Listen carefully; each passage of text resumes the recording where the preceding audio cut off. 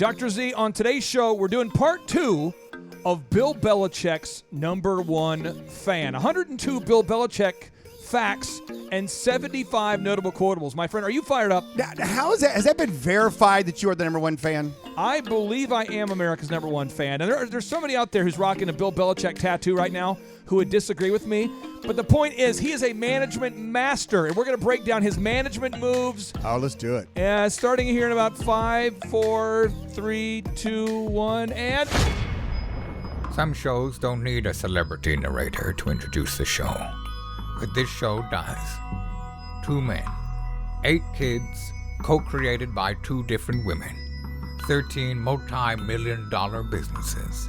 Ladies and gentlemen, welcome to the Thrive Time Show. Now, 3, 2, 1, here we go! Started from the bottom, now we here. Started from the bottom, and we'll show you how to get here. Started from the bottom, now we here. Started from the bottom, now we here. Started from the bottom. Yes, and yes. Dr. Z, it is ecstasy when you are next to me, and I am fired up about breaking down the Bill Belichick management systems.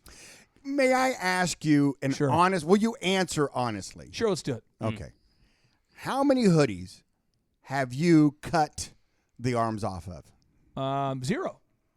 Well, how can you even proclaim? I mean, Andrew, follow me up on this. Yep. How can you proclaim to be Bill Belichick's biggest fan if you don't rock the cutoff a good question. hoodie attire? Article 2-7 of the Bill Belichick fan club states Yes. to look for loopholes like Billy B does. Who wrote that? Who wrote that? Okay, well, there you go. Okay, so what we're going to do now is we're going to be breaking down these fun facts about Bill Belichick, but we're going to these are all being taught to you so that you can become a more effective manager. That's why we're doing this, okay? Because he is a phenomenal manager. So Bill Belichick, fun fact number 26 is coming in hot. The Patriot way. Bill was able to create one of the strongest defenses in the 1980s. Luke, give us the fun factoids coming at us hot from the Encyclopedia Britannica. Yes, so capitalizing on the presence of future Hall of Fame linebacker Lawrence Taylor, Belichick developed one of the NFL's most dominant defenses of the 1980s. In 4 of his 6 seasons as coordinator, his Giants' defenses ranked in the top 5 of the NFL in yards and points allowed and were integral. I can't say that word. Integral. Yep. Integral. You just keep going. We're just feeling the flow. Okay, We're riding right. the ball. We're good. To Yeah, the you're team's good. 2 Super Bowl victories during that span. Okay, so Z, let me tee this up for you. Lawrence Taylor was known to be a difficult person. Some would say that he was on a lot of drugs during the vast majority of his NFL He career. was, especially later on, but yes. And still, Bill Belichick let him play. And there's somebody out there who has an employee on your team right now who's a little crazy, but they get it done. Talk to me about the balance of when you decide to punt somebody and when you'll let kind of crazy person still be on your team. Well, that is the balance of a business owner for sure. When you have a rock star, i.e. a Lawrence Taylor, on your team, they make twice as many cold calls. They close twice as many deals. Oh, yeah. They come up creative that's just over the top, like that's the one we're using for this pitch. We all have one of those, or if you don't, that's unfortunate. Maybe you should. But a lot of times they come with some quirks. And when I say quirks, they may be a little late. They may be a little talk-backety. They may be a little this. They may be a little attitude sometimes. And oftentimes you just put up with it because their performance so outweighs that. Someone asked me one time, Clay, and I know you've been asked this a bunch too, when do you know enough is enough? When do you know? And you know what? You're the only one that can decide that. And when you wake up, when you go look in the mirror and you say to yourself finally, you know what? I've had enough. Then, up until then, you'll put up with all the jackassery because the performance is really the bottom line. That's our scorecard. That is our, money in the bank, profit and loss, winning in business. That's what you're going for. And so like the New York Giants, they had a rock star defensive end, Lawrence Taylor, and he set the new standard for sacks and just dominant defense. But there's somebody out there that fires somebody in their office the very moment they irritate them, and then they end up working all the night shifts because they fire people emotionally. They have a very low threshold for jackassery that if it's the moment of, because that's... You know what I mean, though. You know people like that. I do know people like that. And so sometimes you have to swallow your own pride. Swallow the pride. And put it through the filter. What do I always say, Clay? What's best For the business. business. It's best and for the business. sometimes it's not always best for you personally. but what's best for the business. Now, it can't get too much, and that's why the Lawrence's Taylors eventually move on down the road. That's why a lot of those employees that give you grief, even when they over-deliver, get so entitled that they finally just have to say, see you later, alligator. After a while, crocodile. See, you know what else? You know what else you say? Like you always say that you always want to do what's best for the business, right? And I have audio of you saying something else. Oh, really? You always say. Let me kid us. A phenomenal mentorship moment here. You know what they say. See a broad to get that booty yak 'em, lay her down, smack 'em, yak 'em. Yeah, smack what 'em, they yak 'em. say. I say that a lot, I think. I heard you say it, yeah. I don't principle recall, applies. but Maybe apparently twice. I do. Now, Bill Belichick, fun fact number 27. This just in from the Patriots Way Bill Belichick help desk here. Bill's first head coaching position was for the Cleveland Browns. Luke, what say you? As a result of his success with the Giants, Belichick was named the head coach of the Cleveland Browns in 1991. After leading the Browns to just one winning season in 5 years as head coach, Belichick was fired shortly before the franchise relocated to Baltimore and became the Ravens. So here's the difference between the Browns and the Patriots. When he's coaching on the Patriots, Bob Kraft has his back. So Bill Belichick says, you know what? We need to bench Drew Bledsoe, who was a all-pro quarterback. And he said, we're going to replace him with Tom Brady. Yeah. On the Browns, he said, we need to bench Bernie Kosar. And the Browns management and ownership got upset with him about it. For sure they did. He was their star. So he wanted to bench their best player. And for the Browns, the ownership didn't back him, but the Patriots do back him. Can you talk about how important it is to not undermine your employees, your managers? It goes to the org chart. And I think one of the things I learned the most when I was in corporate America back a long time ago. Shundo. And that is what not to do. And what not to do is to go against the guys that you've paid money and you've hired them to make those decisions. You see, what happens is that when you hire someone to make those personal decisions and they come at you and they say, this is the decision we need to make and here's the reason why. Right. And you don't let them do it, then you're effectively saying, I don't respect you. I hired you for this position, but I'm not going to equip you for this position. And so therefore, it's just a matter of time before the ways are parted. It does not go well for your organization to put a manager in charge and to undermine them daily. What happens is that it's not fair to fire them if you're not going to give them the tools to succeed. So if you take away the tools and you don't hold them, then you hold them responsible for the decisions you're making. I mean, where's the fairness in that? You know, the last time the Browns won a playoff game was when Bill Belichick was the head coach. That's like 20 years ago. This just in. And the Browns, it doesn't matter who the Browns hire, they undermine them constantly. There seems to be some of that in the organization. That just starts at the head. And goes down. Jackassery. It just. But you know what? What's funny is that it's a new Browns organization. Well, I believe All right. I believe their general manager, their current general manager, has it figured out. I think he's a good guy. He knows how to bring in quality talent. Now it is, can we find a coach that can insist on discipline on the field? And can we get everybody rowing in the same direction? And, Andrew, I think what's going on, I think the keyboard has unplugged itself from the USB drive, and that must be fixed immediately. Otherwise, this Bill Belichick show could be going sideways. Now, while we're having a little pause here for your keyboard, I've got a fun fact for you. What's that? Well, every year at the beginning of November in the thoroughbred horse industry, we have what we call the Breeders' Cup. The Breeders' Cup. The Breeders' Cup. A cup for breeders. And it's a series of races Yep. for 2-year-olds, 3-year-olds, 4-year-olds, and however old you want to run them on the dirt and turf, going short and long, age appropriate, age sensitive. So like the 3-year-old girls can run against the girls, and the 2-year-old boys run against the 2-year-old boys, right? Right. Well, there was a colt this year that I was baffled at his name.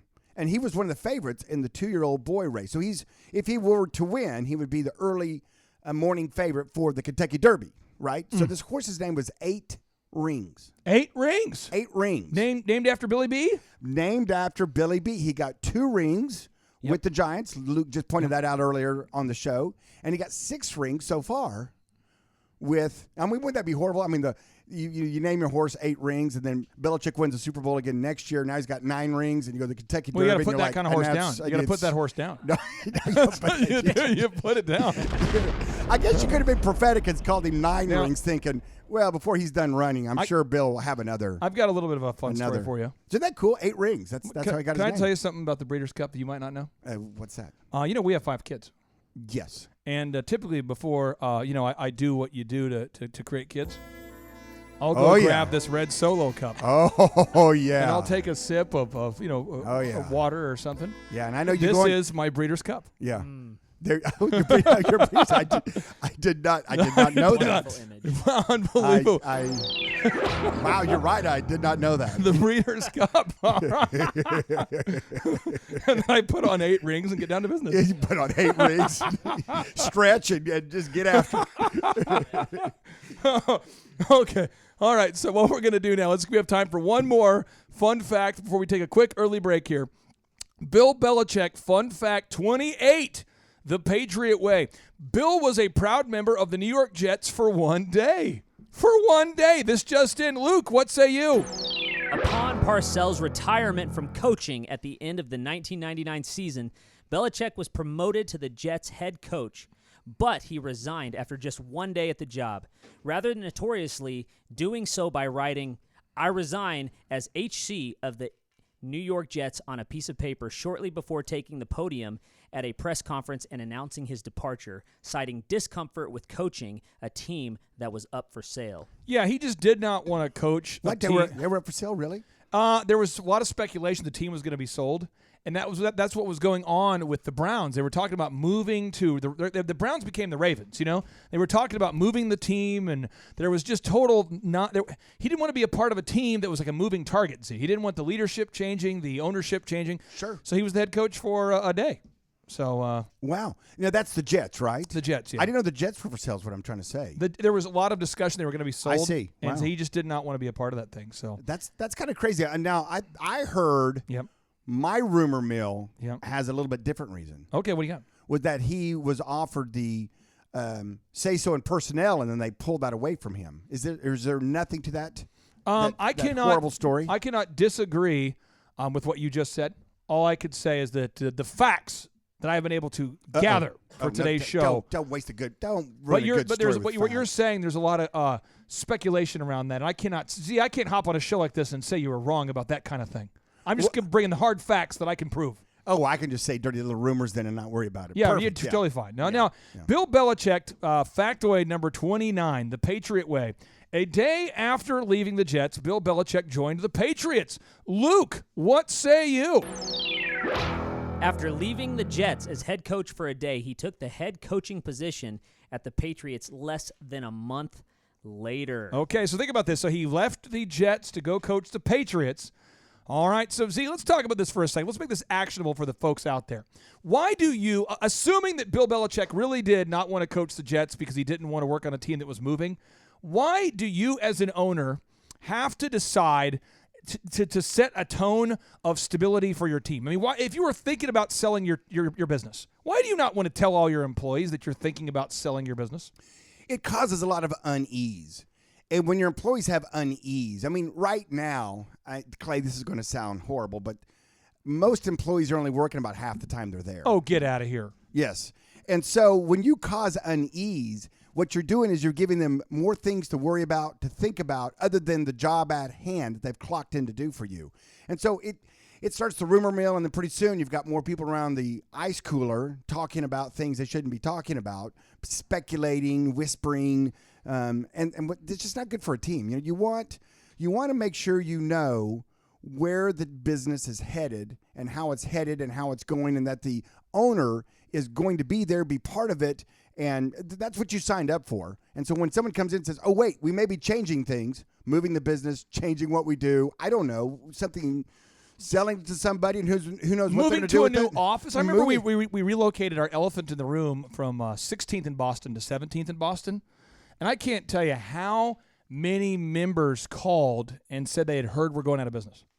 Wow. We upgraded to a bigger location after being in business for 5 years, and so many of them were like, yeah, I heard you guys are going in business. That's the rumor and it's mill. because I didn't get ahead of it. My bad. I didn't get ahead of it and put signs up that said, great news, we're expanding. Right. And apparently somebody in my meeting started talking to customers. Someone who was in my meeting heard part of the story that we were moving and started telling customers, yeah, it looks like we're moving. I don't know what's going on. I know what's going on. And that was before I could get the signs up that said, great news, we're expanding.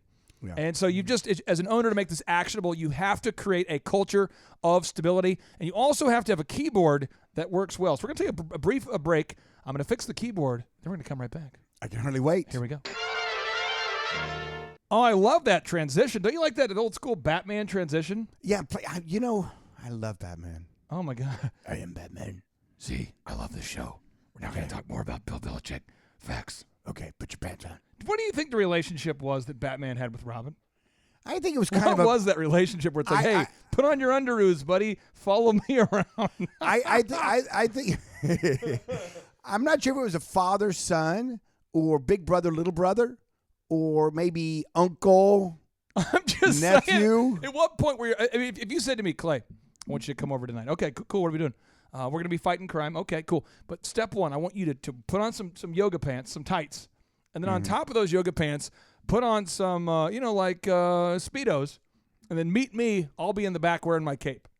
And I'm like, okay. I mean, there's something going on there. And I would tell you to put on a really skin-tight shirt with the big C on the side of it. There's just something going on. And then how oblivious were the people of the time where they're like, is that Bruce Wayne? Bruce, is that you? No, it's not me. It's not me. Really? Well, you don't sound like you at all. I guess it's not you. It can't be. It's not me. I mean, what in the world?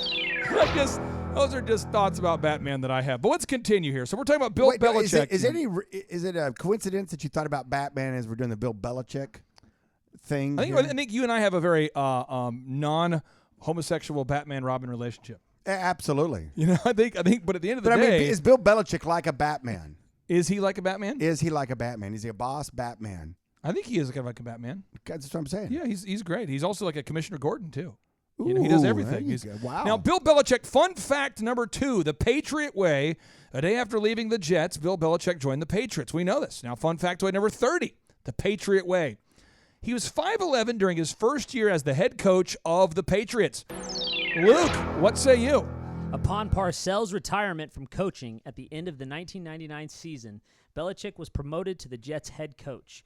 But he resigned after just one day at the job, rather notoriously doing so by writing, "I resign as head coach of the New York Jets" on a piece of paper. So think about this. He resigns from the Jets, and then he goes and coaches the Patriots. But see, he takes over the Patriots and leads them to a record of 5 wins and 11 losses. 5 wins and 11 losses. And he decides to bench their starting quarterback and replace him with Tom Brady. Now, I want to make sure the listeners are getting this idea.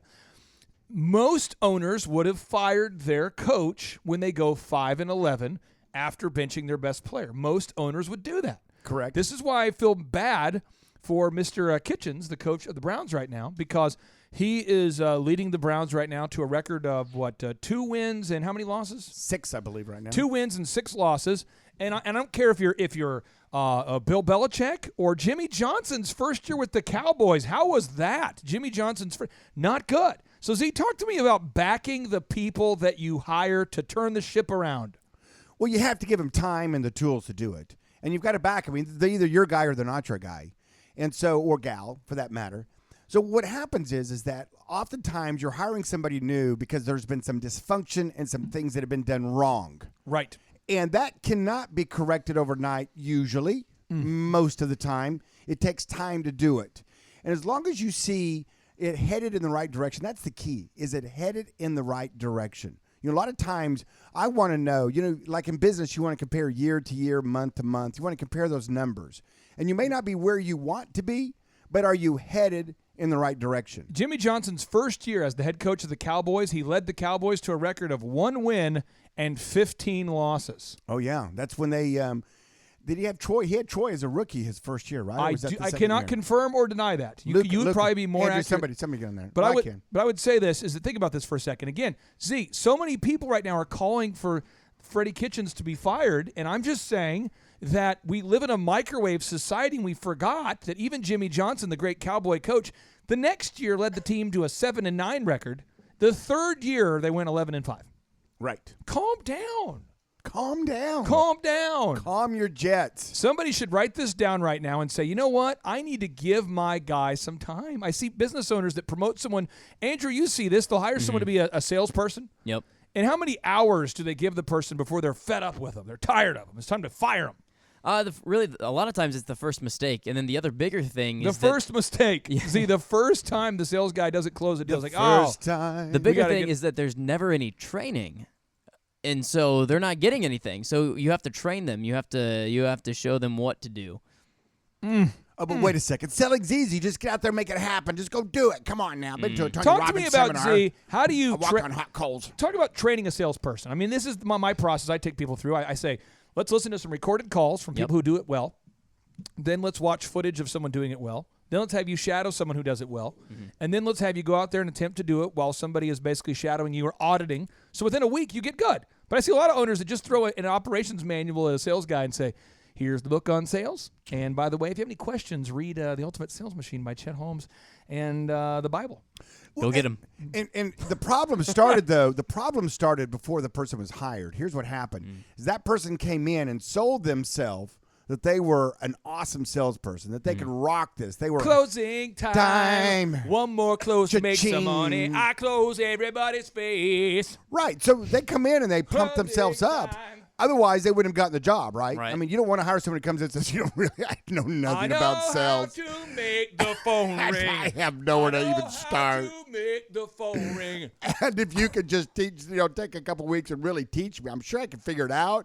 No, they come in and say, hey, listen, I'm your guy. I'm the sales guy I of the got it. year. Come on, I'm yeah. the GOAT. Come on. Oh, yeah. So then you go, well, this guy's got it going on. He's got it going on. So I'll just hand him the manual, and he's going to rock on with it, right? Right. Right? Right. And therein lies the problem. You've got to really treat them as if, even though they've got the enthusiasm, they said all the right things in the interview, you read the resume, and a bunch of them don't put all the truth on the resume. Oh. I know. Only Eight- only like- 85% of the time, according to Inc. magazine, do people right. lie on their resume. That's it. Other than that, so 15% of the time. It's 15% of positive stuff here. Yeah, Very because good. they don't turn one in, or they just have a real short one. Now, I dog here ate it. is Bill Belichick fun factoid number 31. Number 31, the Patriot way. Since promoting Tom Brady to the starting quarterback position, the team has never had a losing season. Luke, what say you? He then turned to little-used second-year quarterback Tom Brady, who proceeded to lead the Patriots to an 11-3 finish and an improbable postseason run that resulted in the team's first Super Bowl title. Now, little fun factoids, and I want to have Z break this down. Bill Belichick is famous for going to these, these combines, NFL combines, and being the only guy not using a stopwatch. And people are like, why are you not clocking the guy's speed? Yeah. He's so fast. Bill's the only guy who doesn't really care how many push-ups you can do or how many times you can lift 225 pounds. But he's looking for character. What? And Z, you do the same thing. You look for character, and then you train up that skill. Can you please explain to me why Bill Belichick would bench an all-pro quarterback who completes the ball accurately often, who is going to the Pro Bowl every year but not winning games? Why would he bench him for a little-known guy from Michigan named Tom Brady, who really didn't play a lot of college football because he was, for in large part, a backup for really good players in college? Why would Bill do that? Well, I'm not sure exactly why, but may I guess? I'll guess. Okay. I would think that Bill, with the team not having a very good year before, Yep. probably realizing that Tom was going to be his guy. Yep. Tom was going to listen to him. Yep. And I'm sure if he told Tom, hey, Tom, walk over hot coals, Tom's going to walk over hot coals for him. And, what happens sometimes is when you inherit someone who's a superstar, the little entitlement goes with that. Hey, you buy a business, and Billy here, he's the number one salesperson, has been the number one salesperson for years. And he's going to let you know how this thing runs up in here, okay? Yep. And so sometimes you go, you know what, Billy, I know you've done great. I know you're an all-pro in your position, but you're not my guy. And you've demonstrated time and time again, you're not my guy. So I'm going to give this young man, who seems to, in all the meetings and all the being there early, probably staying late, hanging out, There we go.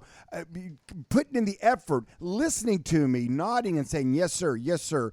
If you say do it like that, sir, that's how I'm going to do it. I would imagine that if that kind of energy was around, and I'm imagining, because I have a very active imagination, then he impressive, would have really. said, listen, even though you're an all-pro, I'm going to show the team. Jack Welch says in his book, a good public hanging really. So if every player on the Patriots sees Bill Belichick bench the starting quarterback, the all-pro, the big deal, the big kahuna, for an unknown, and the unknown's biggest calling card is that he's Bill's guy. Now, the first year Bill Belichick had Tom Brady holding clipboards, he was a bench warmer, he was a backup. He demonstrated his work ethic, and then he benched Drew Bledsoe. Now, again, how do we make this actionable for our listeners? If you're out there today and you've got somebody on your team with a great resume, but they can't deliver, replace them with the person who has the best work ethic. I agree with that totally. And really, to put it in perspective with like what Bill stepped into, it would really be if you bought a business and you inherit employees, you're going to have some employees in there that are the rock stars, the all-pros, the Drew Bledsoes, if you will. Yep.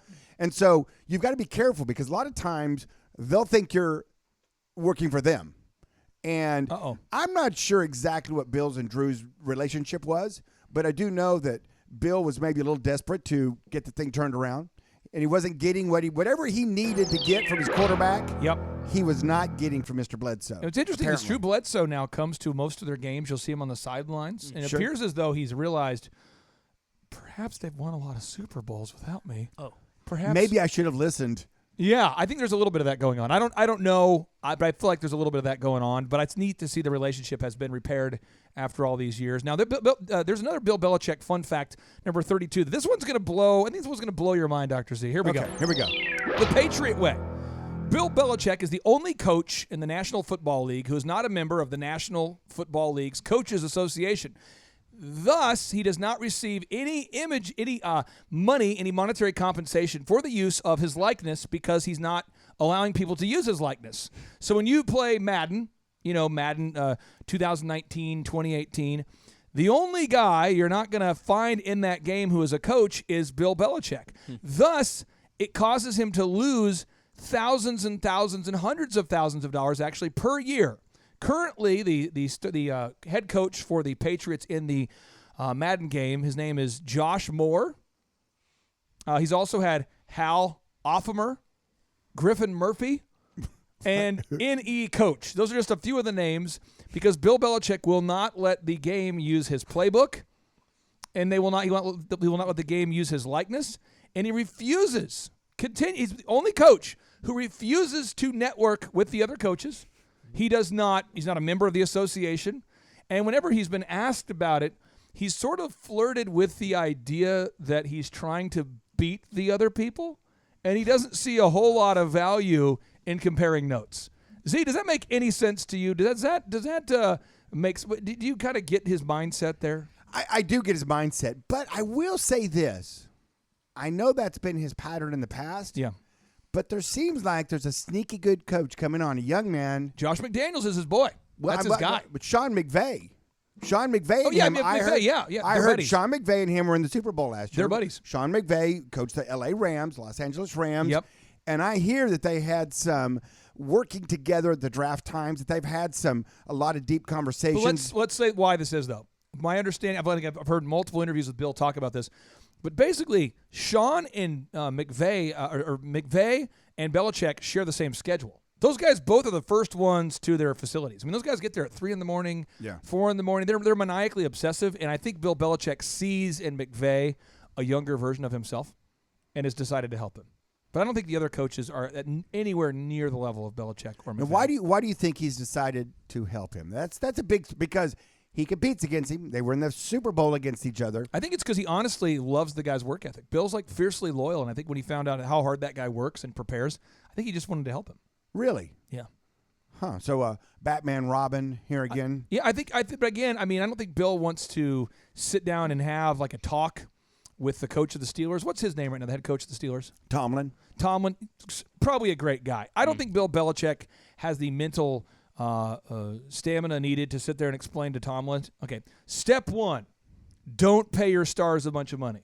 Step 2, stay off of social media. Step 3, don't do anything that you want to do. Step 4, don't be an idiot. Don't be a player's coach. Yeah. Step 5, quit being pals with your teammates. Yeah. Step 6, I mean, they're just philosophically not even in the same conversation. I don't think Bill Belichick could handle mentoring Rex Ryan. Hey, step 1, quit talking about how great you are when you lose. Right? I mean, these other coaches are just so predictably wrong that I think Bill Belichick just couldn't handle it. I think he and McVay are very similar animals.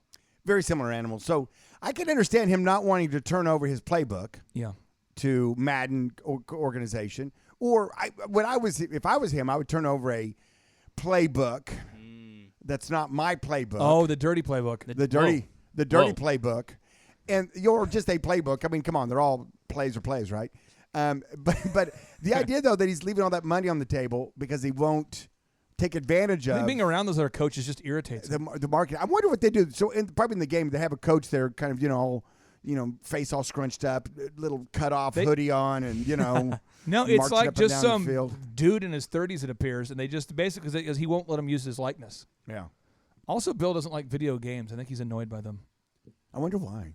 Probably the same reason I am. I think it's just jackassery of the highest order.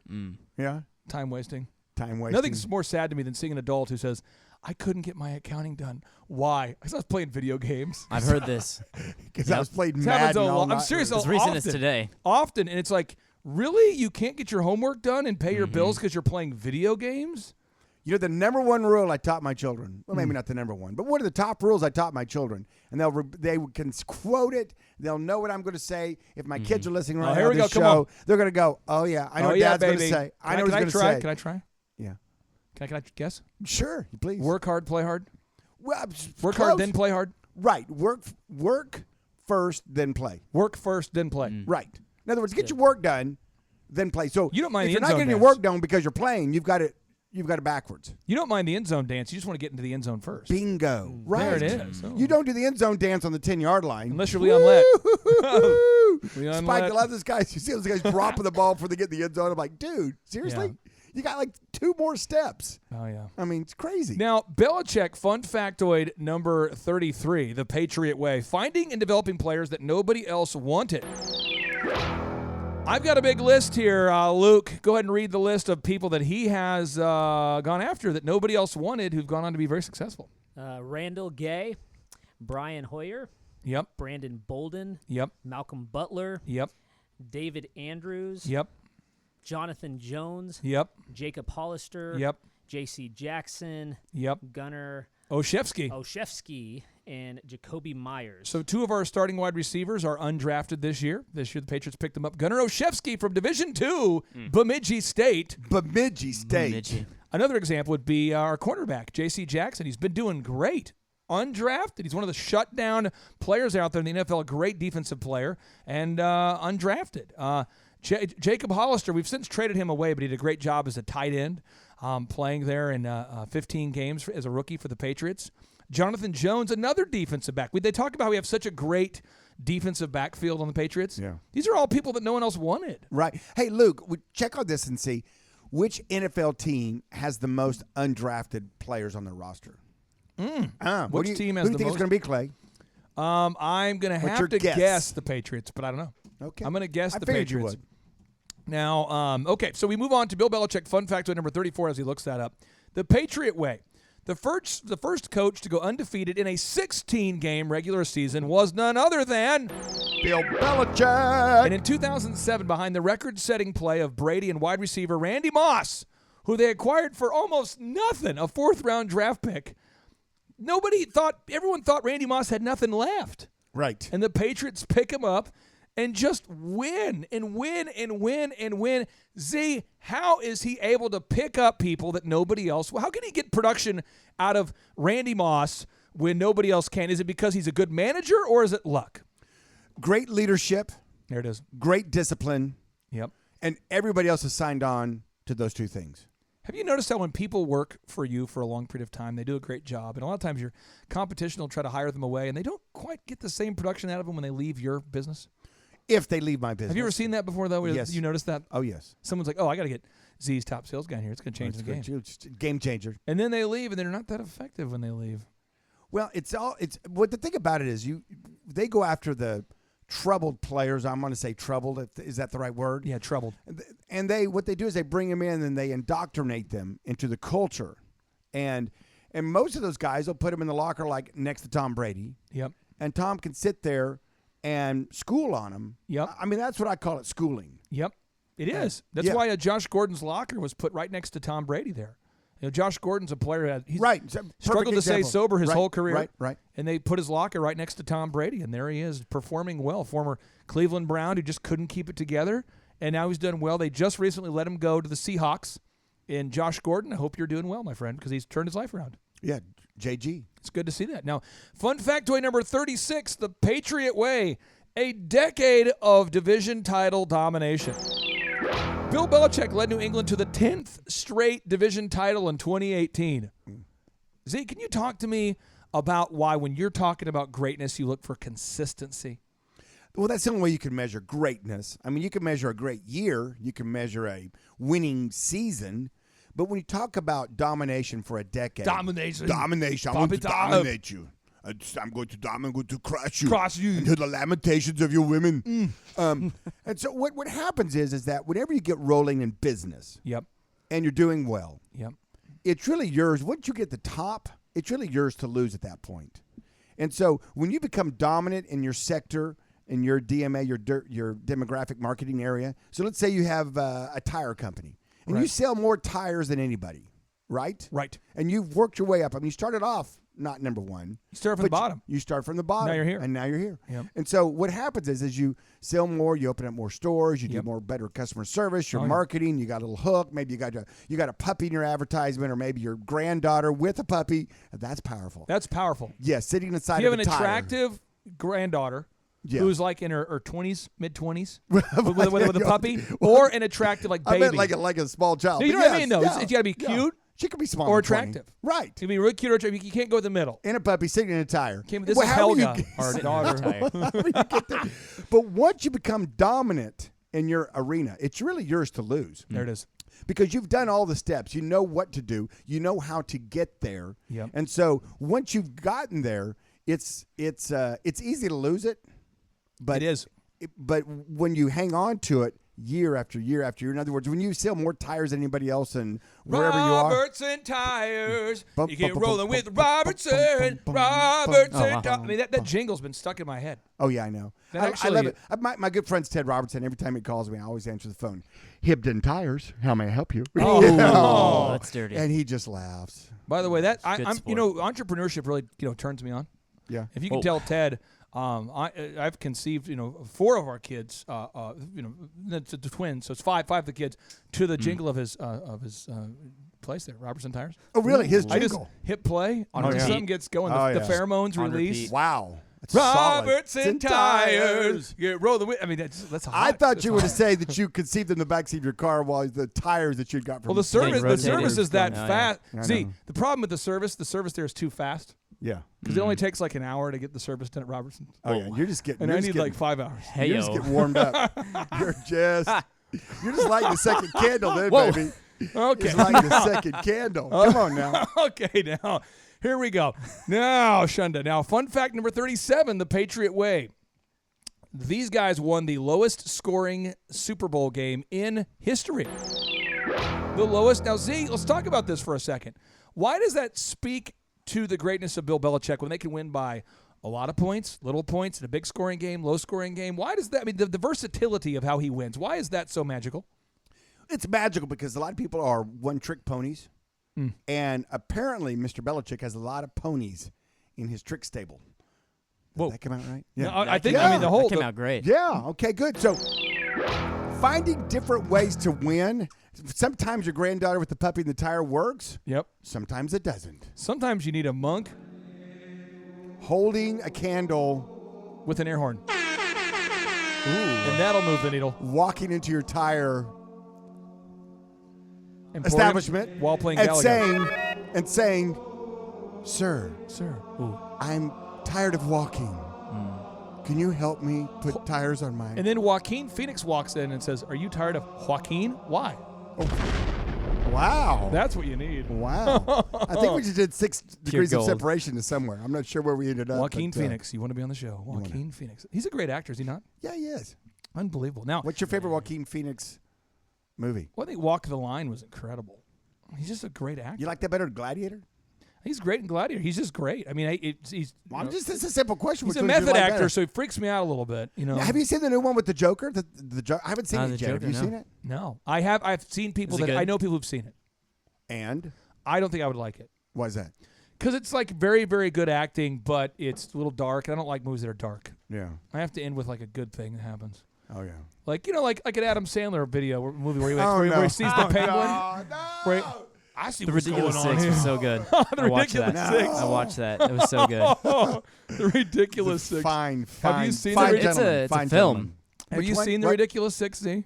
No. Really? No. It's Great. Don't It's try a to movie- show it to me No, today. it's a Favorite movie. scene. I will where- throat punch you. It's a I'm sure. It's a movie where Adam Sandler, Uh-huh. basically me any stereotype that there is, he plays on that.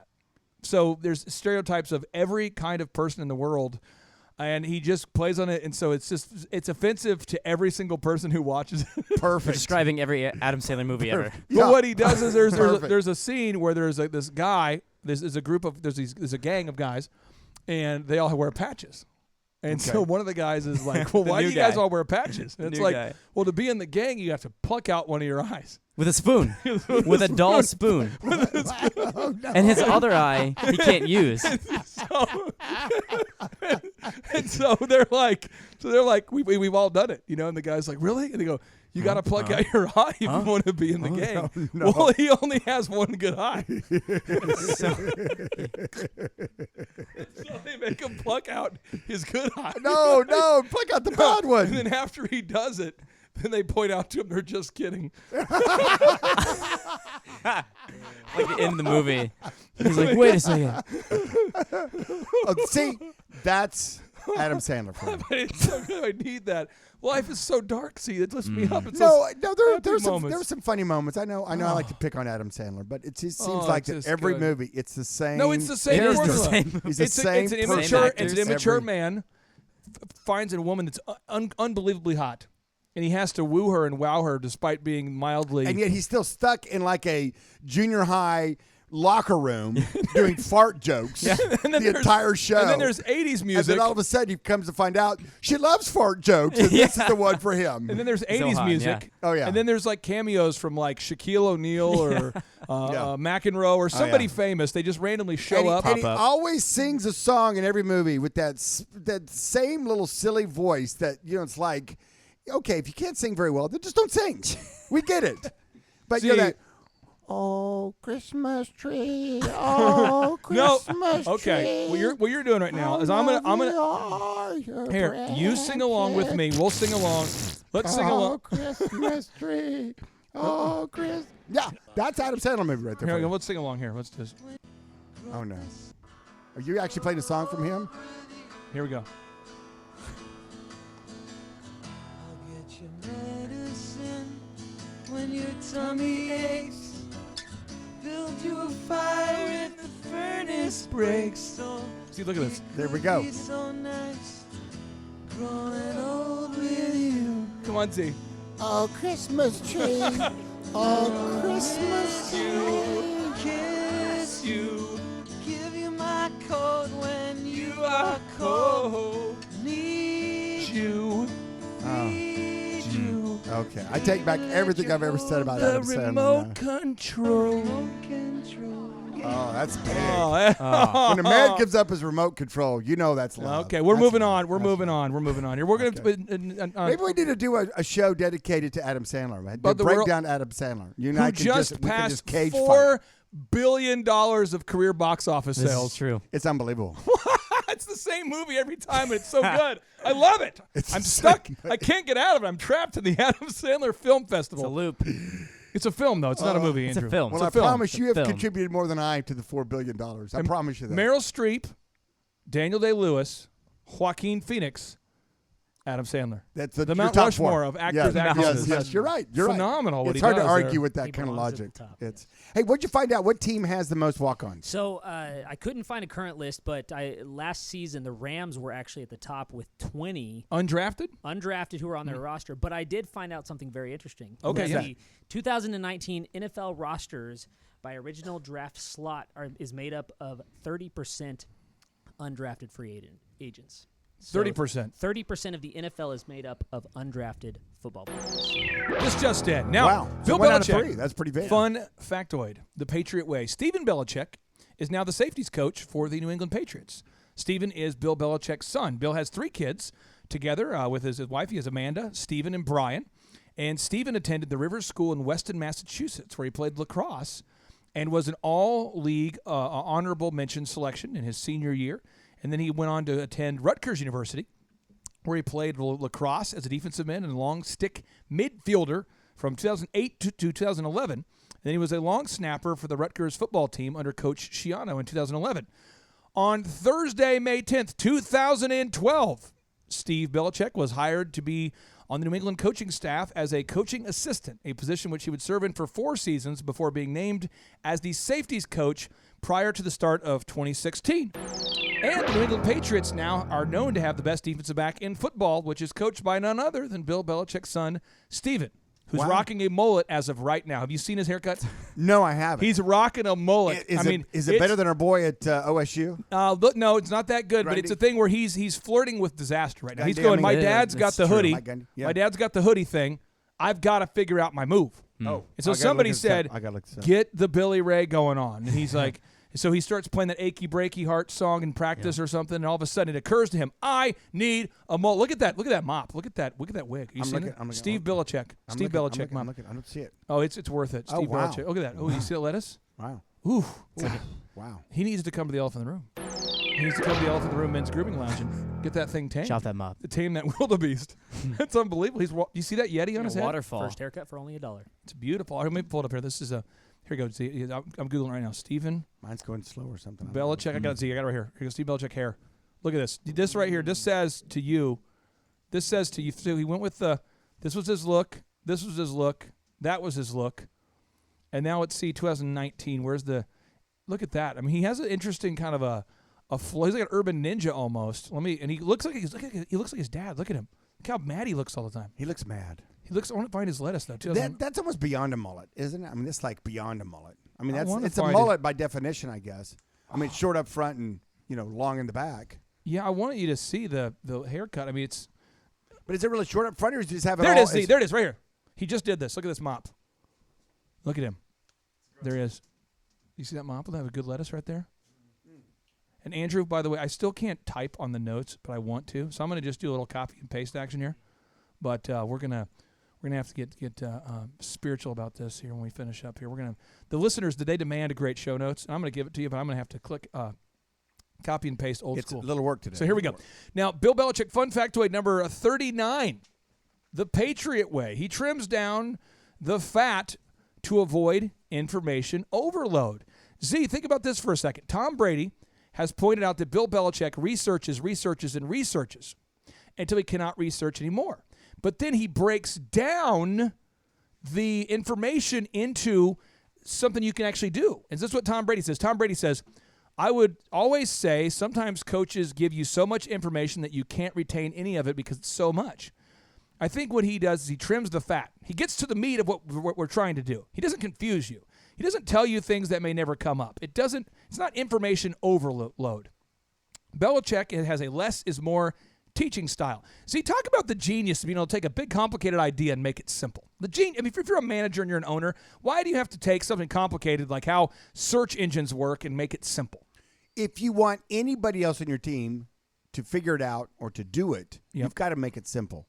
They don't have the enthusiasm, the knowledge. They haven't spent the hours that you have deep diving into it, just like with Bill Belichick. I mean, deep diving the way he does. So what he does is he takes out the pertinent information, the information you need to know so that you can succeed and do your job. Do your job. Do your job. Do your job. Right. That's all he cares about. He doesn't care that you know why you're doing your job. He doesn't want to talk to you about why the engine, when you put the key in and the fuel does this and the piston does this, and just confusing. It's like, no, man, teach you how to drive a car, jump in it, hit gas, put it in D, go. I mean, and that's the beauty of it. 15. Come on now. I want the audio I want to play for you. Second and 15 or what, This is Bill Belichick talking to the guys. Okay. And essentially letting them know what they need to know. Let me cue it up here. Here we go. Let me play. Go to Detroit with you in there. I mean not. What do you guys I'm thinking? Got it? Here it is. I'm thinking. Be alert, good speed, concentrate on what we're doing, and be ready for the situations, okay? And I don't want to hear about what any of the situations are. You just play them. Got it? Z, he doesn't want you to tell him what you think they are, what the situations, what you think they may be. He just wants you to do it. To play them. Do your job. Do your job. Unbelievable. I love that. And you know what? He's a guy that says, listen, I'm going to give you the information that I feel like you need to do your job. I'm not going to overload you with too much other information. And that's beautiful. I mean, that really is. Sometimes you can tell your employees too much, get them confused, get them thinking, get them going, why do you tell me that? I think most of the time you can tell them too much. Well, I mean, why did you? Well, why let me did give you an do that? example of something that would freak out your employees. See, What? you I think are I'm freaked out an right now. investor in a bank. Am I correct? Yes. And when you would try to explain, I think Regent Bank. Now you said you guys are valued at over $700 million. Is that correct? Yes. Okay. If you try In to assets, yes. if you try to explain to the employees, like a bank teller, that there is not $700 million in the vault, or even $70 million there today, what would happen to the average person when they realize that you don't keep all of the cash in the bank? What I mean, the average, bank teller, brand new person, not at Regent Bank, but other banks, other fine institutions, not Regent. But what would happen if you sat down and said, "Listen here, buddy, this is how the banking system works"? What would happen to the average person's mind? One, you might have a exploded brain on your lap. You'd almost have like a run on the bank too. They would be like, "Hey, Mr. Customer, I want you to don't actually put your money here." By the we time don't actually have it. by the time you heard the rumor on the street, Yeah. it would be that your bank is closing, you're fraudulent, you are lying, you apparently can't tell the truth, and it's all shutting down, and the sky's falling. And then if you went on, let's say you got past that tough meeting, okay? Tough meeting. You recovered. What if you tried to explain to the average bank teller that the Federal Reserve is kind of quasi-federal? It's quasi-federal, and they don't actually have gold bars anywhere that backs up all of the currency right now. If you just said, "Hey, it's a fiat currency. We are declaring the value of the monetary system." And today our dollar is worth. What would happen if you tried $1? if you sat down every day and you put up the ticker in all your Yes. banks that showed the national debt calculator, and that just was on all day to encourage people? What See, would kids, happen? that means we got to print more money. You get it? All right. What would happen to the average person if they could try to grasp this idea? That's a good question. I think it would be a little overwhelming. I think a lot of people. I have a saying. This is one of my. It's not one of my. Maybe top 10, and that is ignorance is bliss. I agree with that. Shunda, holy crap! Put that on a shirt. Hashtag that. Tweet that. Fax that. Send it back to me, please. Come on now, fax. No, I love. All this is great. This past weekend, I had some folks over to watch the Patriots, and one guy who's a nice guy. I'm kind of letting him into my life because I want him to see my life outside of work. Because he has a perception of me that everything starts on time and it's intense. That's true, but there's a weekend me where it's like we're hanging out, we're having a good time.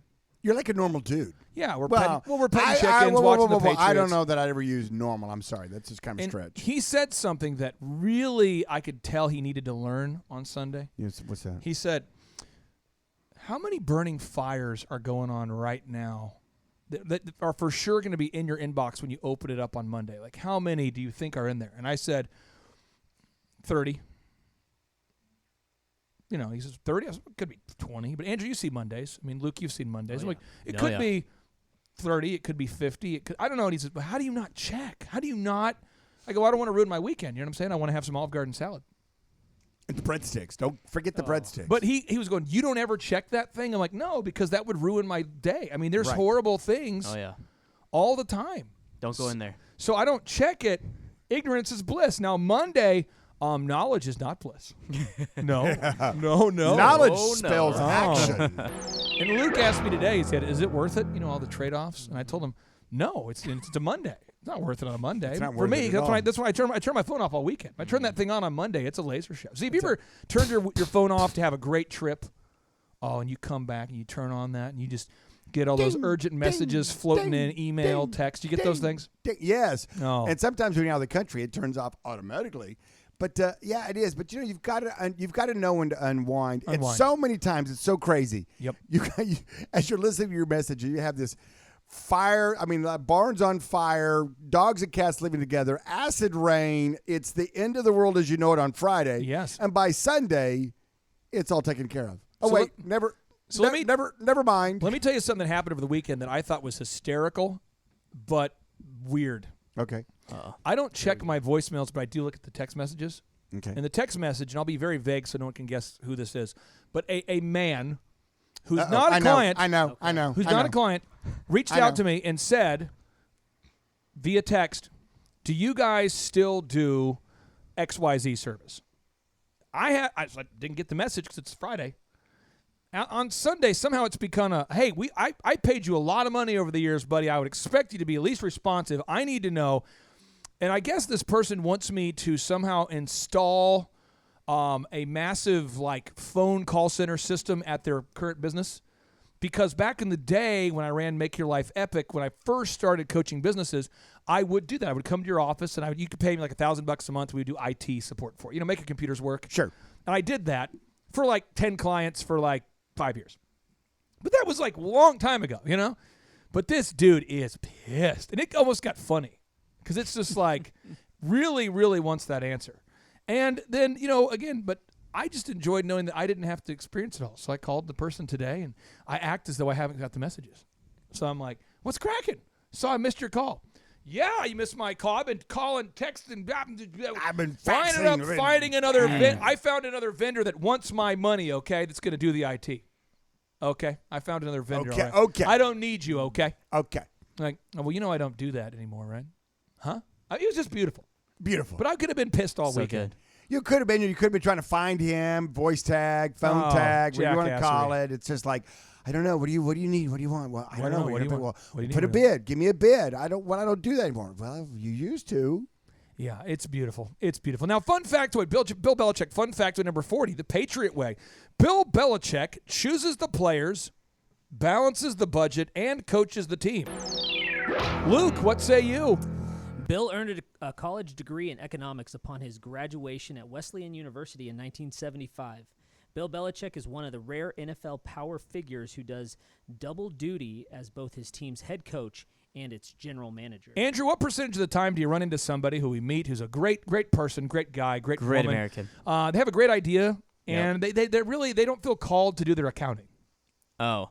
I would you know what I say- mean? So they don't feel called to do their Yeah, I accounting. would say They're into sales and marketing. They just don't feel called to do their Don't feel accounting. the leading. it's a good 50 to 75% because it's the offensive is very, very fun, but the defensive Marketing, is not. sales, Right. vision, new ideas, marketing, vision, Oh, yeah. new ideas, sales, marketing. I'm gonna have a new Oh, sales wow. idea The new app. about Ooh, vision. That's good. Now, talk to me, Z, why a lot of people are not like Belichick, where they don't know the numbers. Because remember, Belichick graduated with a degree in economics. You, my friend, study mathematics in college. Why do you have to know the numbers, and why is that part of the Belichick genius, knowing the numbers of the salary cap, the players on the team? Well, I tell you what, knowing that the numbers are like the bones of what's going on. Oh, talk to me. This is dirty. This is It's hot. it's just so, Whoa. give me some music then. No, this is There you talking about go. numbers. Yeah. Come on now.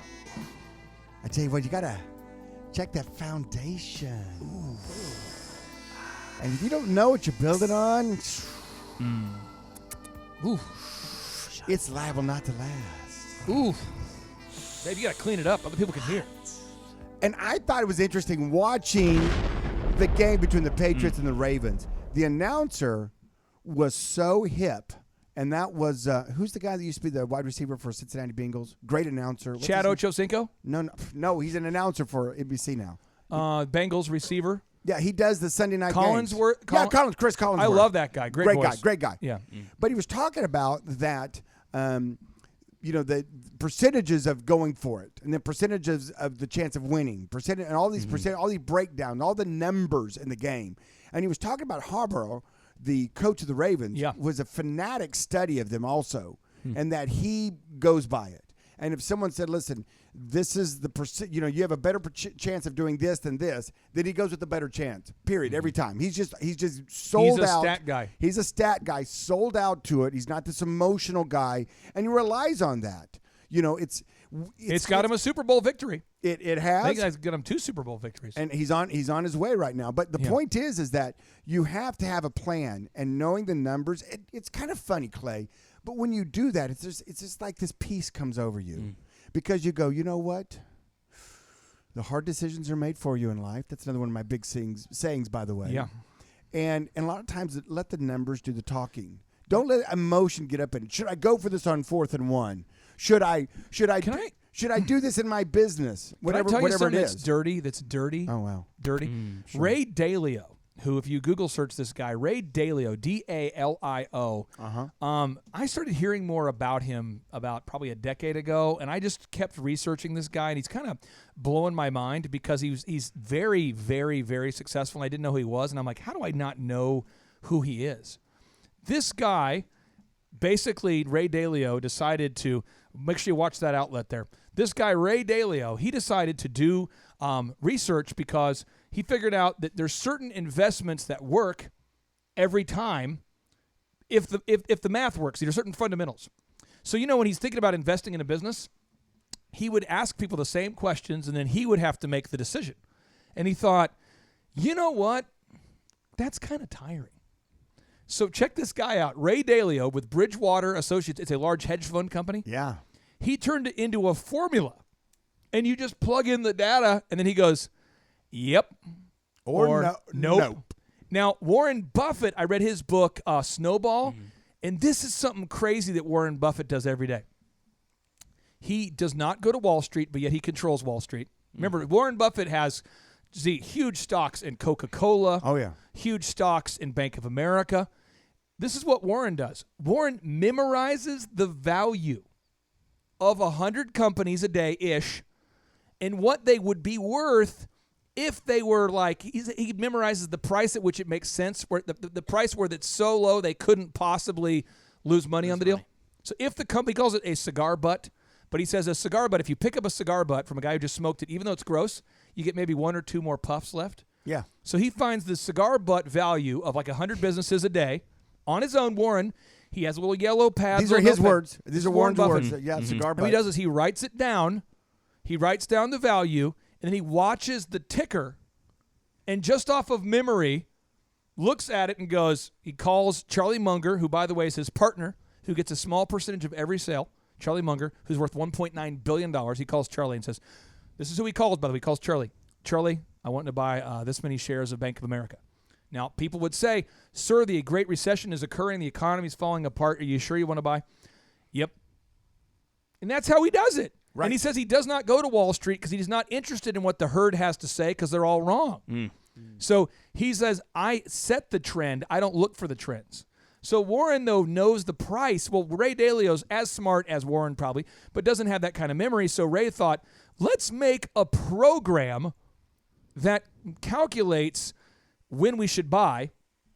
And then there's no and it'll be wrong sometimes because certain variables change, but most of the time it won't be, and I'm just tired of making that decision. That's what Bridgewater does. It's like mathematically certain investments. Right. Crazy. And that takes the emotion. Oh my gosh. Because that's what it is, the emotion out of it. Right, but if you make decisions emotionally. Emotionally. Now we move on to fun factoid number 41 here. This is interesting. Bill Belichick has been named the coach of the year 3 times. But really, he's the coach of the year every year. I mean, he's the coach of the year in 2003, 2007, and 2010, but this is the teaching moment. If you need people to clap for you and to give you the approval, you can't be a successful entrepreneur. You can't be. And I mean, if you, as an example, when we hit top of Google for the phrase Bill Belichick's #1 fan, nobody was excited who's married to me. So my wife, great lady, I said, babe, after 5 years of doing this, I just hit #1. When you type in Bill Belichick's #1 fan with the number sign, I'm #1. And if you type in his personal assistant, Burj Najarian, I'm #1. And babe, I got a text message from Bill Parcells, and he told me he's not going to be on the show. This is awesome. Bill Parcells, I'll show you the text. He said no to me. Bill Parcells. Him personally? Yes. I wonder why. Because he doesn't do interviews. He said he's off the grid. And I said maybe in the future, and he didn't respond. He ghosted me. But here's the thing. Wow, he's really off the grid. I got excited about getting rejected by Bill Parcells. I'm like, I got a text from greatness, from Bill Belichick's mentor, and we are top in Google for Burj Najarian. And this is what my wife says. She says, I'm trying to role play. She says, who's picking up the kids? Something like that. And I'm like, do you understand the profundity? There are thousands of websites. There's millions of people, thousands of people proclaiming they are the #1 fan, but I am top in Google. Now, how do you spell #1? I mean, how is it? Bill Belichick, and then you hit the number sign, #1 fan. Bill Belichick. #1 fan. Bill Belichick's #1 fan, possessive. Yeah. And so I've hit that, and I feel good about that. I mean, it's like But if I needed approval from my wife or my friends or anybody, you see that there? Did it come up for you, Z? You see it? Bill Belichick's #1 fan. He's a number sign, though. And I'm working on the number where you spell it out right now. But we got to do many, many more great shows before we hit top. This is what has the most content. But I'm ahead right now of, of NESN. That's the New England Sports Network. I'm ahead of Bleacher Report. I'm ahead of CBS now. I'm ahead of USA Today. And in Burj Najarian, if you type in, that's Bill Belichick's personal assistant. He's the man who rejects me the most often. Very kindly, by the way. Great guy. I'm now coming up top for him. I'm behind only the Boston Globe. And it's because I've only done 10 hours of show content about him. But when I hit top, nobody, seriously, not a single person was excited about it. I was. But I mean, at the time, if I needed any type of external motivation at all, I couldn't be self-employed. So today, this is a fun example. We have a man on our team who works for us. Everyone has different, sexual preferences, Z, and you and I are the same way. We'll hire someone who's great at their job, we'll hire them.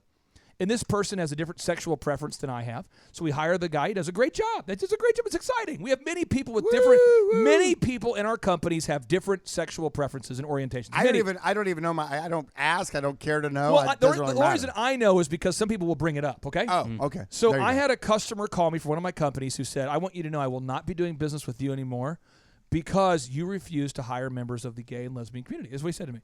And I said, I just want you to know we have many people of the gay and lesbian community, probably a dozen that work for me. I just don't talk about it. And you're in a haircutting place. Of course you're going to. But this is what I said to the customer, and this is where it got funny. I said, are you planning on having sex with him?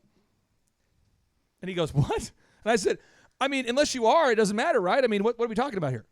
Right. Now, what's funny is in the same week, you can ask Daisy and verify, I've had another person complain that I do hire homosexuals in the same week. So the point is, if I was seeking universal praise from anybody, you couldn't do it. You think Bill Belichick's crying that he wasn't the coach of the year last year? Probably. Or the year before? Probably. No, he just keeps winning and winning and winning. No, of course, I'm teasing. Of course he's not crying. Of course he doesn't care about all that. But how many people, Z, will come up to you and say, Z, I went to your optometry clinic 2 years ago, and I want you to know I had a phenomenal service, and I just want you to know, because 2 years ago I had phenomenal service. Or how many people who you barely know want to tell you about maybe a problem they had 2 years ago? I mean, as a percentage, is it more people that tend to tell you positive random things, or people that just tell you things you could do better, just so you know? Most people are more positive, to be very honest. Okay, you're getting a lot of positive. Well, I think a lot of people maybe don't want to come up and talk about negative, or they don't want to say it. That they'll go online under a pseudo name. There we go. That's what I'm talking about. Like the Google reviews. Yeah, they'll go on and they'll type in, But more people. They told me my glasses will be here in a week, and they're there in 10 days. They suck. They suck. Don't ever go there. Stuff like that. You're like, really? Come on. I wish you had to put like in parentheses what gave you the right to say that. You could put signed Gregory Smith, unemployed for 4 consecutive years. Yeah, nothing else signed to do. Susan Sanders, haven't been able to hold a job for a decade. On those 3 days that my glasses were late, crushed me. I'd swear I'm not employed right now. I wish you'd have to put like some sort of scorecard behind your name when leaving a review. Your actual full name and your cell phone. Yeah, but then again, we act signed like drug-addicted crazy person who's never been able to keep a relationship together. By the way, does anybody have any math? Is this a math networking site? Okay. No, this was really funny. There's a debt collector that I referred to a client, and this one woman, she says, she complains about the debt collector, saying, they call me all the time, and just because I owe north of $40,000 and haven't called them back, I've been busy, and I don't understand. Like, why are you sharing with you saw this in the meeting, Andrew? I showed this to you. Yeah, they were all all upset. What kind of person attacks the debt collector for calling them all the time? They didn't like their tone, or they didn't like. That's the debt collector you want to work with. That's my They're getting guy. bad reviews. They're good. Now, Bill Belichick, fun factoid number 42, the Patriot Way. Bill Belichick has appeared in 34% of all Super Bowls. Wow.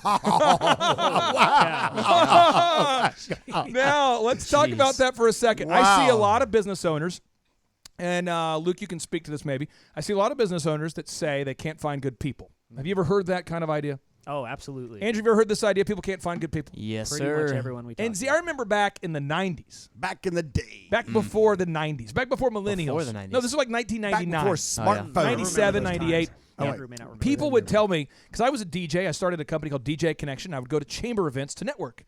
And doctors, dentists, lawyers, other wedding vendors would say, the biggest issue right now, Z? What's that? I can't find good people. And the year was 99.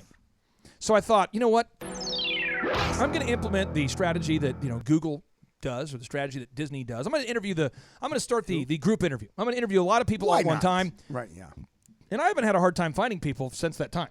Now, the year 2005, 6, 7, 8, 9, 10. You remember that time, 2010, when the economy was... Oh, yes. Remember when the economy was kind of rough for a while there? Yeah. And people said... Like 7, 8, 9, I think. And people said, gosh, the economy right now, it is an employer's market. It's easy to find people because there's so many unemployed people. Mm-hmm. It's easy to find people. But the problem is, I can't find good people in my industry. No, of course not. And then it all changes. Now we go into 2019, and it's like now there's unemployment rate so low, you just can't find good people. Well, you can. You just don't even realize you found them. So Bill Belichick, every time he wins a Super Bowl, as a reward, the other teams will poach his coaches and his players because they know he's a factory for excellence. And you know what he does? He doesn't do a press release. He doesn't do a press conference and say, I can't find any people. All the good people are taken. All my good people have left. He doesn't do that. See, talk to me about being able to find great people year after year, whether you're trying to win a Super Bowl or build your optometry clinic. Talk to me about how you have to get out there and find great people, and it's easy to do. Inspire somebody. It's freaking easy. You got to be proactive, though. You got to want it. You got to go do it. Like I said, it's like shopping at TJ Maxx. There's a good deal in there. You got to go rack to rack. Rack to rack. You got to flip a lot of shirts. You got to go try on something. Oh, it's Miss Mark. You got to look behind those regrettable candles that don't match. You got to look back there and find that crap. Do it. You got to do it. Do it. I promise you, go in there, you're going to find, if you look, a great deal. Oh, come on now. And that's why you do the group interview. I loved the group interview one time. We were doing it. I think it was on Wednesdays at 5. Yeah, that's good. And at 5, you guys locked the door. That's true. You locked the door. If the interview's at 5, you said, if you're not in the room, guess what? You're out of the room. Because in the room, we got it going on. See? I want all the listeners out there to do that group interview. I want them to do it until they're satisfied. Come on now. Do it.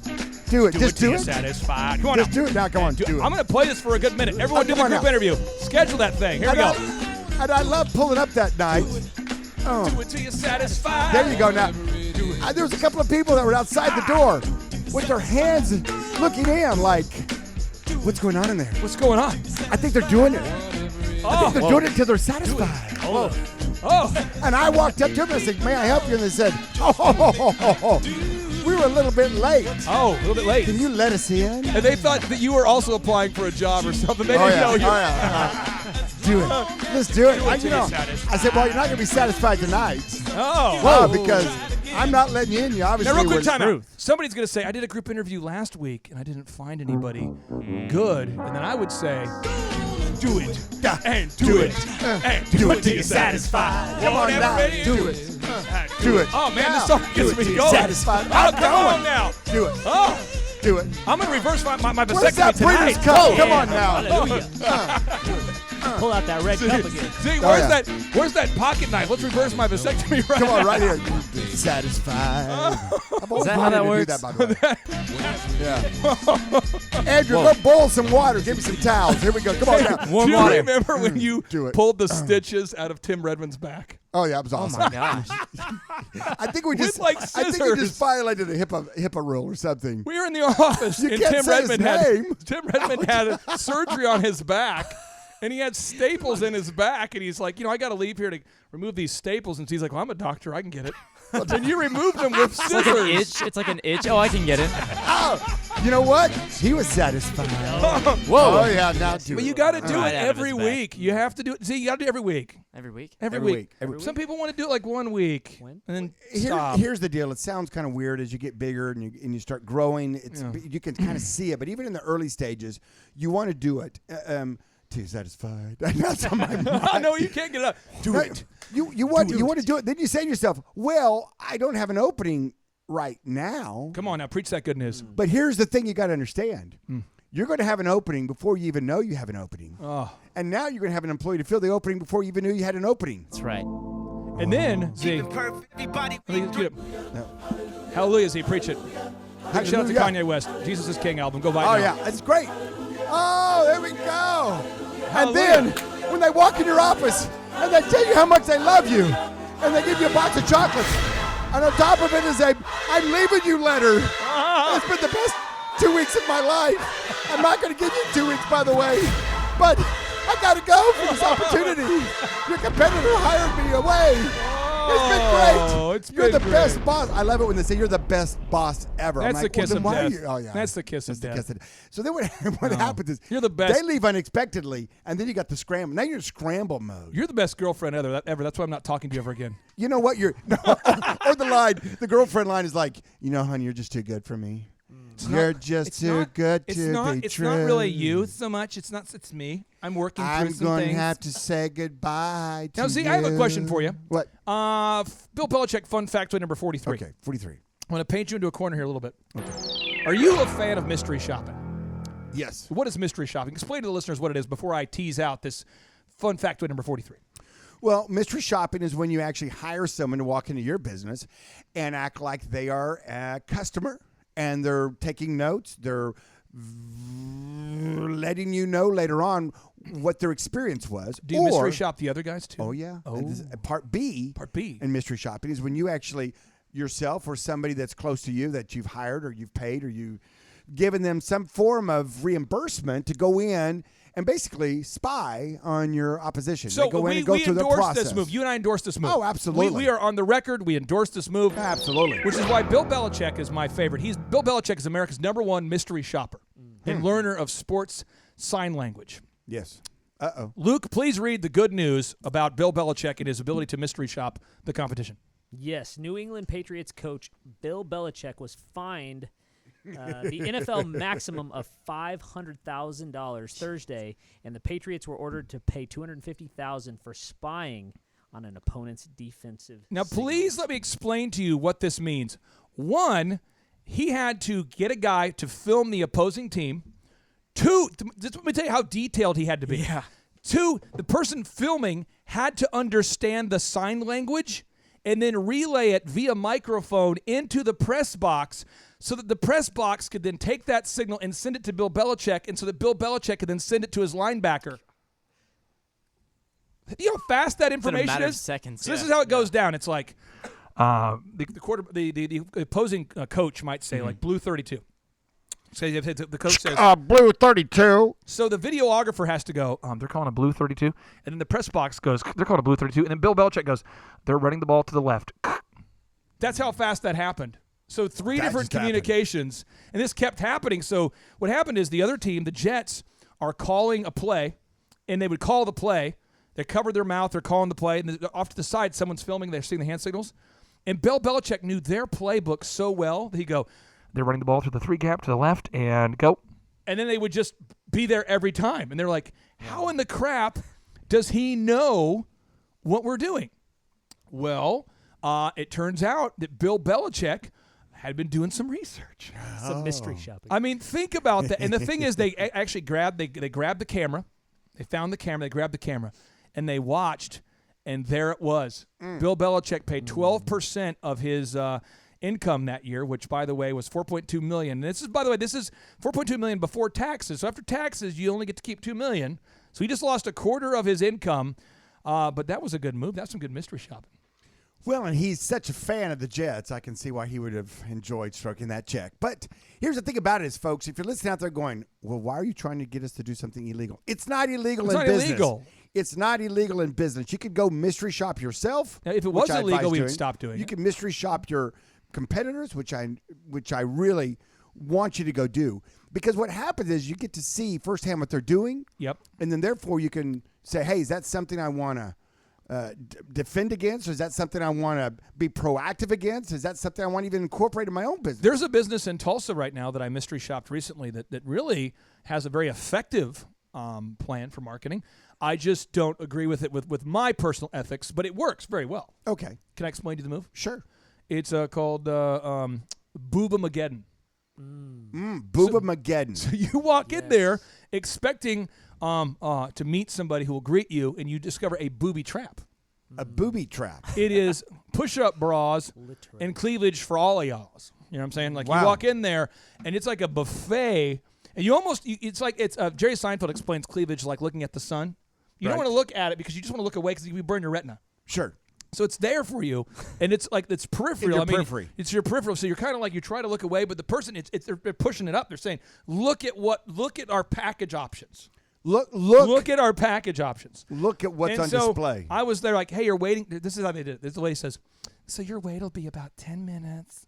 Is there any way you'd like to look through some of the packages? And I'm like, Shunda, oh, sweet baby Jesus. Jesus, forgive me. And I call my wife, baby, I need to confess. I just looked at a boob buffet. I mean, it was crazy. I felt violated. See, I was sexually violated. And I realized that's an effective strategy. Wow. It's like Hooters meets hair. And that's a move. It works. It's not a move I'm going to do. But now that I know they're doing that move, I know, okay, that's the move. You know, in Wall Street, they actually have a name for restaurants that do that. Restaurants. They call them restaurants. It's a niche. It is, And a it's niche. effective niche. It is. And sex sells well. So I'm just saying, if you're out there, if that's your model, if it works, I'm just saying I'm not going to do that model. But I was wondering, because we had certain members that would switch over to this place, and I'm like, I wonder what's going on over there. And I discovered, look, it's like Hooters for hair. I get it now. I get it. I can hear you walk in with all your dude haircutters like, okay, guys, here's the new Push game up plan. bras. New game plan. Everybody pass out the sports bras. Now, they're a little uncomfortable, guys. They're a little uncomfortable. But, you're going to get used to them, okay? It's a best practice system. It's a best practice It's been system. proven to work. Two things. You're going to stretch quite a bit and drink lots of water, and you'll be fine, okay? Now, and, Bill Belichick has made 10 incredible moves as a general manager. He's made hundreds of them, but I wanted to articulate my favorite 10 Bill Belichick moves as a general manager. Really? Wow. Fun factoid number 44. Move number 1, resigning from the Jets the day after becoming the head coach. He was the backup coach for the Jets under Parcells, and in his agreement, it stated that when Parcells retired, he had the option to become the head coach. And he's like, I got to get out of here. He did it for one day. Yeah, one day. So that was the thing. Bill Parcells was not happy about it. And then if you watch Bill versus Bill, an interview on ESPN, you can see them. And Bill did not like that move. But I think that saved his career. The Jets are a disaster organization. Now, move number 2, trading a 6th-round pick for Kyle Van Noy, the Storm and Mormon. That's a big move for a 7th-round pick. I mean, trading a 6th-round pick for Kyle Van Noy and a 7th-round pick. I mean, he's picking up a guy who's great, and Kyle Van Noy gets it done, and he only lost a 6th and 7th-round pick for that. So good job, Bill. Good job, Bill. Darrelle Revis, signing him for 1 year and paying him a lot of money, $12 million for 1 year. That right there produced a Super Bowl win. So good job, Bill Belichick. Revis Island. He doesn't pay a lot for free agents, but he did sign Stephon Gilmore for $15 million a year to be the mentor of their defensive backfield. So he's a player and mentor, and that's why they're good all of a sudden. His son's working with the team, but he doesn't pay except when he does pay. Now, move number 5, trading the 2nd and 7th-round pick for Wes Welker in Oklahoma. Remember Wes? Oh, yeah. Small little dude. Oh, yeah. He gave hope for Caucasian small receivers everywhere. They specialize in small white dudes. That's a move. Now, move number 6, drafting former Kent State quarterback Julian Edelman in the 7th round with pick 232, who's now been a great receiver and is now known as Captain Hook because that little finger. You see that finger? I know. That's crazy. You got to quit breaking that thing, Jules. Okay, move number 7, trading a 4th-round draft pick to the Raiders for Randy Moss. How did he do that? Sick. That's sick. Now, move number 8, drafting Tom Brady in 2000 in the year 2000 the NFL draft. Drafting Tom Brady in the year 2000 in the 6th round with the 199th pick. Move number 9, trusting Tom Brady to be the franchise quarterback and then trading Drew Bledsoe to a rival, the Buffalo Bills. Oh, yeah. In the division. A lot of people wouldn't do that. And, another move number 10, is allowing Julian Edelman to throw the ball sometimes. You notice that? How he kind of does those little trick plays? Oh, yeah. Well, he was a quarterback at Kent State, so come on. So my big move number 10 is getting guys who are versatile. Guys who can play quarterback, guys who can play offense and defense. That versatility is huge. Give me an example of that in one of your businesses right now. Versatility? Yeah, versatility. Okay. Jason Beasley drops off coffee to all the stores and makes sure that the emotional state of all of the employees in the elephant in the room is good. But he previously how does he do that? He goes in, he brings a nice coffee, get the custom order, and then you show up and you say, "Hey, Kelly, here's your beverage," and "Hey, Rhonda, here's your beverage," and then "Hey, how's everything going?" And you make that eye contact. Sure. And you're kind of fishing. Yeah. And you discover, hey, there's something weird going on. I don't know what it is. Something weird. Something weird, and it don't look good. Who are you gonna call? It's Jason. Come on. And then he says, "Well, let me talk to you real quick." So he pulls him aside, and they go, "Well, here's the deal. I'm going to be moving to Michigan, and I just wanted you to know, starting next week." And he finds those things before they hit the fan. Right. But he also works in the call center, when need be. And he also hops on the show with me when need be. And he also helps with payroll when need be. So when versatility. Yeah, so when Marshall decided to move on, we put Jason right there, and it didn't miss a beat. And Amelia's been cross-trained. So now Amelia and Jason and my wife can all do payroll. And so we move people around. And so Amelia just announced today she's having a baby soon. What? And when you have a baby, people tend to leave work for a while. What? And so she can go have a baby, and I'm not going to be upset about it. What? But if you don't cross-train, what happens, my dude? Hey, by the way, when she had her baby, do you know it was conceived while she was listening to Ted Robertson's jingle? We have not. Robertson. We have not, and a will good not question. ever have that conversation. Oh. But this song goes out to Ben Summers. Come on, here we go. Anyway, Ben. we're done now. Oh, yeah. Oh, now, what was the question you asked me? Well, no, but seriously, versatility in your business is as big, Yes. is it not? You've got to. You've got to have versatility. And unfortunately, that leads me to a problem. What's that? Is when you promote, when you think someone's more versatile than they are. Uh-oh.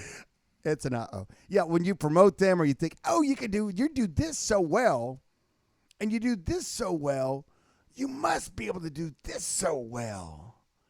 And when you find out they can't, it sucks. When you promote someone to the level of incompetence, it gets bad. They resent you. It's probably one of the hardest things the to hardest. overcome. I think it's the hardest for me. in business. I feel bad every time it happens. because you don't promote someone that you don't like, or you're not doing a great job, or is not an A player. I mean, you don't promote mediocrity. I mean, you take a superstar and you promote them to the next level, and then they fall right on their face. And now what do? You can't ever go back. You can't put the And I've toothpaste tried. back. If you put- We've all done. if you that. put them Oh, yeah. back, Oh yeah, what happens is either the coworkers are gossipy, rumory, brutal. or they have no confidence. They run around with their head down now. They look kind of They depressed. feel like a loser because Yeah. now you've given them more money. Now, Yeah, but take now, it away. Now, do you take it away, or do you If say you no? take Wait, it you know what? away- I'm going to give you the raise, but you're going to go back to doing what In you're doing Forbes before. reports, the average person has less than $400 saved, and I find when you give someone a bonus, they usually go buy a house right away.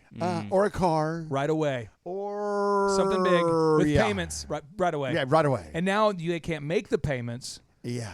I remember one guy back in the day. It's been far enough that he's still pissed, but let me share the story. I was running the DJ company, and this guy was awesome as a DJ. Awesome. No, seriously, he was great. And he started making some money, like a lot of money. And so I said, let me promote you to a manager position. Oh yeah, of course. Well, he went from making $40,000 a year to about $80,000, and money just magnifies you. right. So somehow in the course of like a 6-month window of time, he bought a new motorcycle, drove it 100 miles an hour or something, and somehow slowed down, ran into somebody, almost killed himself. Luckily, he made it. We're like, wow, that was tragic. Close. Yeah. You're kind of driving fast. You're right. Then he gets pulled over for a DWI, DUI. Then he starts fighting with coworkers, and you're realizing this guy can handle a job, but when other people are depending on him, he freaks out. Yeah. And he just it fell apart as a human. I pulled him aside So and I said, unfortunate. look, dude, I care about you as a human. I'm going to bring you down back to what you did, still make your 45 a year-ish, but you just can't manage because, you've got literally no DUIs your whole career. Now you've got 2. And just like a very limited span of time, you thought that one girl you just met was pregnant. You wrecked your motorcycle. Everybody in the office is worried about you. It's wild. And he goes, dude, I already bought a house. Oh, And yeah. you get those balloon loans, where you put some money up Oh, front yeah. and you have to refinance Oh, later. Yeah. And he said, I can't afford my house. And he's yelling, I can't afford my house. I can't afford it. Just yelling in the office. It's a little wild, and I'm going. Oh, sure. Oh, I know. Been there. So I guess you're fired too, because you can't. And that dude, man, he was so mad. And then the other day I was at 16th in Boston. I was just in that wow. area, the Wow. downtown store by the Burn Cove there. Oh, yeah. Just checking in on the store. And there he was. Wow. And I thought You enough ran time into him. had passed. Yeah. So I'm like, what's going on? Now, He's like, why was he there? Was there some I reason? believe he was actually at Burn Cove. Oh, okay. Okay. But daggers of hate. It's like, I'm still paying off that debt because of you. Because he went to bankruptcy and stuff, man. Oh, no. That's unfortunate. He's. You were talking. When you 7 years on your thing, and he's, yeah. but I just be careful when you promote. Just be careful. Be careful. Oh. Be careful. Be careful. Be careful. Because what'll happen sometimes, you've got one position being rock starred, Juan. and then you move that person to the next position, and now you have two positions that are not good. Right. It's tough. And I'm telling you what, folks, for those of you listening out there that are going to start a business or own a business, you know what I'm talking about. And for those of you who are going to start a business, that's the one little caveat you're going to be very careful about. And that is hire fast, but probably promote slow. I'm not a slow. There's nothing about me that's ever spelled slow, but you want to promote slowly. Because what happens is that when you promote, it's either really good or really bad. And I'm just telling you, and it hurts because you had to have some sort of bond to promote that person. And when they're just, and Andrew, you've seen this before, but when someone just cannot get it done, everyone in the room knows it. It's weird.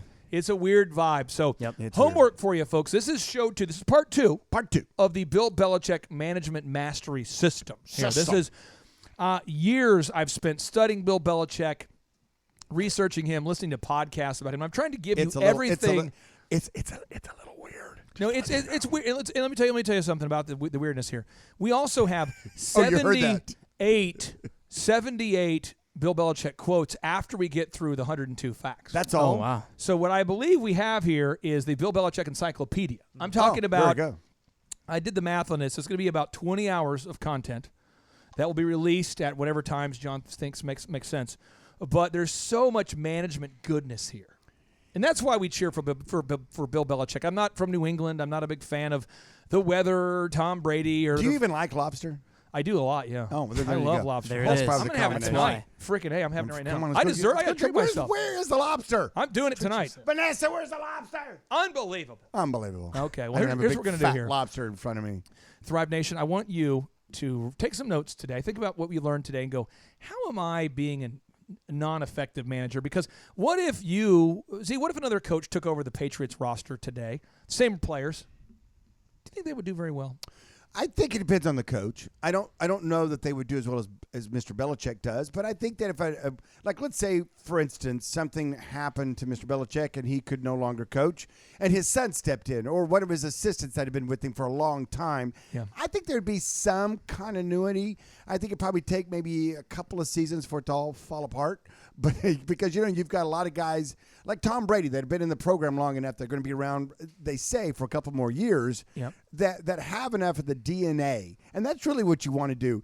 As an employer, as a business owner, you want to do like Bill Belichick does. And that is that you want to get your players. If I walked up to Tom Brady right now and I said, what would Bill Belichick do? There we go. And he's got an answer for me. He says, here's what he'll do, here's what he'll say, and here's what he's going to be wearing when he says it to you. And now you've duplicated yourself, and you can win and There win you go. and win. But it's not about resources. It's about resourcefulness and building a culture where people can say, what would Z do? What would Bill Belichick do? What would my What would boss Clay do? Shunda. Right. When you were at DJ Connection, you had 4,000 events a year, so you probably had, that's doing the math. All the guys on it. were That's- stealing all my lines, and I wanted them to. I wanted them to steal my Yeah, lines. you had 80 a weekend or something crazy, 100, whatever it was.